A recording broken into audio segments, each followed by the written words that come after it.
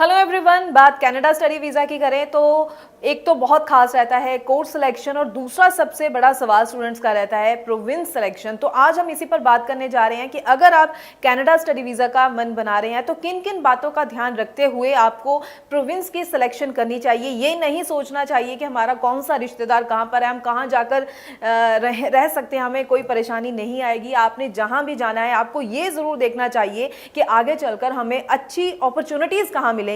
बहुत सारी क्वेरीज कई बार ओंटारियो के लिए, ब्रिटिश कोलंबिया के लिए, लेकिन आपकी प्रोफाइल के अकॉर्डिंगली आखिर कौन सी प्रोविंस जो है बेस्ट सुटेबल रह सकती है, इसी पर पूरी जानकारी आज आपके साथ शेयर करेंगे। और ये पूरी जानकारी आपके साथ शेयर करने जा रहे हैं स्टडीज केयर एजुकेशन के ब्रांच हेड अनीता भंडराल जी हमारे साथ हैं। बहुत बहुत स्वागत है जी।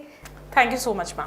तो अनीता जी, सबसे पहले जो मैं कनाडा स्टडी वीज़ा की आज बात कर ही रही हूँ, हम प्रोविंस की बात कर रहे हैं। पहले मैं स्टूडेंट्स को ये भी बता दूं कि स्टडीज़ केयर एजुकेशन जो है पैन इंडिया इनके ऑफिसेज हैं और जो स्टूडेंट्स चंडीगढ़ में भी इनका मेन ऑफिस है, उसके बारे में भी पूरी जानकारी आपको ज़रूर देंगे। और पंजाब में जलंधर, लुधियाना में भी ऑफिसेज हैं और लगातार नंबर भी डिस्प्ले रहेगा ताकि कोई भी सवाल आपके मन में आए तो आप तुरंत जो है इस नंबर पर कॉल कीजिए और पूरी जानकारी ज़रूर लीजिए। अनीता जी, प्रोविंस, जब प्रोविंस की बात आती है, स्टूडेंट आपके पास पहुंचता है, हर स्टूडेंट ने पहले अपना मन जरूर बनाया होता है कि मैंने इस प्रोविंस के लिए अप्लाई करना है, लेकिन आप कैसे मैच करवाते हैं प्रोफाइल के साथ प्रोविंस, और स्टूडेंट जो है कहां पर गलती कर जाता है प्रोविंस की सिलेक्शन पर? जी बिल्कुल सही सवाल है मैम, क्योंकि हम जैसे ही स्टूडेंट से मिलते हैं तो स्टूडेंट जब अपने घर से चलता है तो वो एक माइंडसेट उसका होता है कि मुझे ब्रिटिश कोलंबिया जाना है या फिर मुझे वैंकूवर जाना है, मुझे सरी जाना है, टोरंटो जाना है। क्यों? क्योंकि मेरा कोई फ्रेंड वहाँ पे रह रहा है, मेरा कोई रिश्तेदार वहाँ पे रह रहा है। वहाँ पे वो कनाडा की जो सबसे इम्पॉर्टेंट चीज़ है that's the course relevancy, that is the progression on your course, कि आपके कोर्स में इसमें प्रोग्रेशन है, और that is the most important कि आपको इस पर्टिकुलर कोर्स में जॉब अपॉर्चुनिटीज़ है या नहीं है। वो सारी चीज़ों को भूल के वो सिर्फ इस चीज़ पे फोकस करता है कि मेरा रिलेटिव यहाँ पे रह रहा है और मुझे इसी कोर्स में, इसी कॉलेज में जाना है, बस जो मर्जी प्रोग्राम है आप बस अप्लाई करवा दो, चाहे वो मेरे रेलिवेंट है या नहीं है। तो ये बहुत बड़ी गलती है स्टूडेंट्स, ये चीज़ का आपको बहुत ज़्यादा ध्यान रखना है। हमें प्रोविंसेस को समझना पड़ेगा। अभी आप लोगों ने बहुत सारी सोशल मीडिया में भी एक चीज़ ऑब्जर्व कर रखी होगी कि बहुत सारी न्यूज़ आ रही है कि कनाडा में जॉब्स की कमी है। उसका भी एक मेन रीज़न क्या है वो भी मैं आपको इसी शो के माध्यम से आप सबको बताना चाहती हूँ। बेसिकली हर प्रोविंस में कोर्सेज का अपना एक मतलब है। लेट सपोज अगर आप ओंटारियो जा रहे हो तो we know Ontario, you know Ontario is known for the technical education. हम ओंटारियो को एक टेक्निकल हब भी कहते हैं। अगर आपने कभी भी कनाडा में R&D कर रखी होगी, if you are planning to apply in Canada, तो आपने ओंटारियो में कोर्सेज नोटिस किए होंगे, programmes related computer system technician, mechanical engineering technician, electromechanical engineering technician, you know something related to the technical. वहीं पे अगर मैं ब्रिटिश कोलंबिया की मैं बात करूँ तो ब्रिटिश कोलंबिया में और वैंकूवर में आपको रेयरली कोई कोर्सेज मिलेंगे mechanical engineering technician, mechanical engineering technician, because British Columbia एक ऐसी प्रोविंस है जो कि टेक्नोलॉजी को नहीं प्रमोट करती है। वहाँ पे आपको जितने भी प्रोग्राम्स मिलेंगे वो आपको प्रोग्राम्स मिलेंगे यूनिवर्सिटी ट्रांसफर प्रोग्राम्स या फिर जेनेरिक प्रोग्राम या फिर मैनेजमेंट के रिलेटेड प्रोग्राम। अब लेट सपोज आपकी प्रोफाइल सूटेबल है किसी टेक्निकल कोर्स के लिए, क्योंकि कनाडा एक ऐसी डेस्टिनेशन है जहाँ पे कोई इंटरव्यू नहीं आपका होगा, अगर होगा वो भी बहुत रेयर।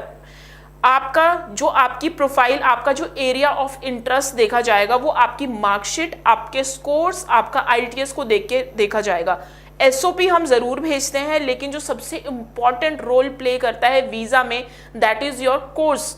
सो अगर आपकी प्रोफाइल बनती है किसी कंप्यूटर प्रोग्रामर के लिए, लेकिन क्योंकि मेरा रिलेटिव वहाँ पे, मेरा फ्रेंड वहाँ पे, मैंने अप्लाई कर लिया बिजनेस के लिए, वहाँ पे प्रोग्राम में नॉन रेलिवेंसी को करके कई बार रिफ्यूज़ल आ जाती है। तो मैं आप लोगों को यही एक बार बताना चाहती हूँ कि जो भी कोर्स सेलेक्ट करें वो बहुत वाइजली सेलेक्ट करें। अगर आप किसी कंसल्टेंट के साथ भी अगर आप अपना कोर्स डिस्कस कर रहे हैं तो इस चीज़ को ध्यान में रखिए। उसी तरह से हम बात करते हैं कुछ रीजनल एरिया में भी है कनाडा में।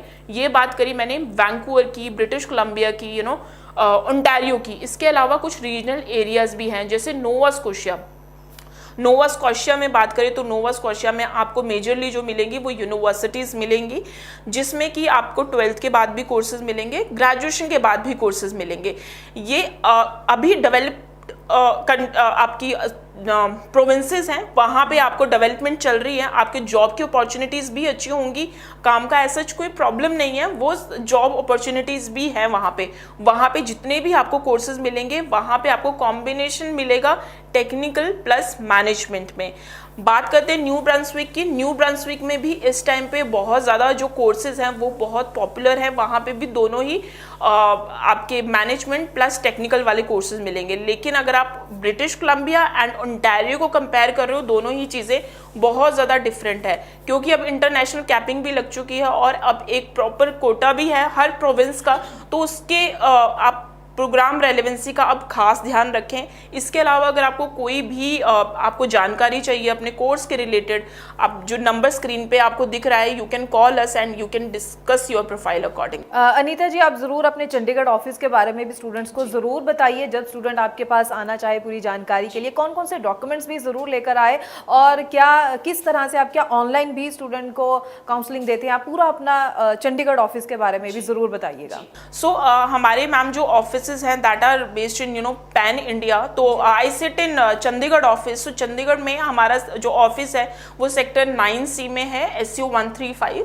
वहाँ पे आप आके आप विजिट कर सकते हैं। जब भी आप प्रोफाइल असेसमेंट के लिए आए तो मेक श्योर आप अपने सारे डॉक्यूमेंट्स, आपके एकेडमिक्स एंड आइल्स वो खास कर लेके आए, सो दैट हम वन गो में ही आपके असेसमेंट करके आपकी एप्लीकेशन अप्लाई करें। बात करें अगर टीम की, तो we have really expert staff who can help you from A to Z। अभी बहुत सारे कंसल्टेंट्स में मैंने ये देखा है कि लोग जाते हैं काउंसलिंग के लिए, वो काउंसलर कोई और होता है, एडमिशन एग्जीक्यूटिव कोई और होता है, वीज़ाज कोई और करता है। वहाँ पे क्या होता है, स्टूडेंट को बहुत ज़्यादा कन्फ्यूजन हो जाती है, क्योंकि जो भी उसने इंस्ट्रक्शन दी होगी वो A को दी होगी, अल्टीमेटली उसका जो केस प्रोसेस करना है वो Z काउंसलर ने करना है, वो डिपार्टमेंट वाइज बटा हुआ है। लेकिन यहाँ पे आपको ये होगा कि आपके पास वन पॉइंट ऑफ कॉन्टैक्ट होगा, सो दैट आपकी कम्युनिकेशन बिल्कुल स्मूदर तरीके से रहे। And we have really experience staff जो कि आपको पूरे इन एंड आउट एंड अगर आपको किसी और डेस्टिनेशन के बारे में भी कंफर्म करना है, यू कैन कंफर्म। ओके, मतलब एक पर्सन जो है एक फाइल पर पूरा प्रोसीजर जो है पर काम करते हैं। तो ज़रूर जो स्टूडेंट्स हैं, अगर आपकी कोई भी क्वेरीज है, जो नंबर है इस पर तो कॉल कर ही सकते हैं। बहुत अच्छा रहेगा अगर आप इनके ऑफिस विजिट करें, ताकि आप डिटेल में सब चीज़ों को समझकर जल्दी से जल्दी अप्लाई ज़रूर कर सके। लास्ट में थोड़ा सा अपडेट दे दीजिए, अब जो कमिंग इनटेक को लेकर भी स्टूडेंट कब तक अप्लाई कर सकते हैं? सो अभी जो कनाडा में इनटेक है, जनवरी 25 इनटेक ऑलरेडी स्टार्ट हो चुका है, तो you can apply your application. कुछ सीट्स अभी भी सितंबर इनटेक में ओपन है, लेकिन अगर आपकी ट्यूशन फीस एंड GIC अगर आपका अवेलेबल है तो आप तभी अप्लाई करें, अदरवाइज जनवरी 25 में सीट्स अवेलेबल हैं। कनाडा में मेजरली 3 इनटेक्स होते हैं, that is January, May and September. So इस टाइम पे जो सबसे मेजर जो इनटेक हम जिसको बोलते हैं वो होता है सितंबर इनटेक, एंड उसके बाद होता है जनवरी इनटेक। तो अगर आपका जनवरी इनटेक मिस हो जाता है तो May intake is just the smallest intake.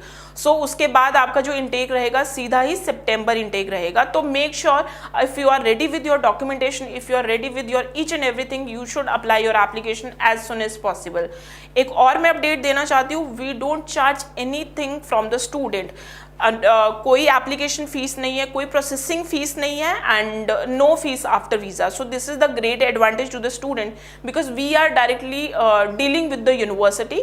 सो आप इस चीज़ का भी एडवांटेज उठा सकते हैं। जी जी बिल्कुल। तो स्टडी सिक्योर एजुकेशन की तरफ से बहुत अच्छी सर्विसेज दी जा रही हैं, स्टूडेंट्स इनका टाइमली फ़ायदा लेकर कमिंग इनटेक के लिए अप्लाई कर सकते हैं। और कोई सवाल हो, लगातार नंबर डिस्प्ले पर कॉल ज़रूर कीजिए। बहुत बहुत थैंक्स अनीता जी, ये पूरी जानकारी जो प्रोविंस को लेकर आज आपने स्टूडेंट्स के साथ शेयर की है, बहुत ही ज़रूरी है स्टूडेंट्स को पता हो, अवेयर हो स्टूडेंट, ताकि सही सिलेक्शन के साथ आगे बढ़ सके। फिलहाल के लिए अनीता जी आपका बहुत बहुत थैंक्स, और स्टूडेंट्स के लिए हम आगे भी इसी तरह से और इन्फॉर्मेटिव वीडियोस लेकर आते रहेंगे। Thank you so much. Thank you so much.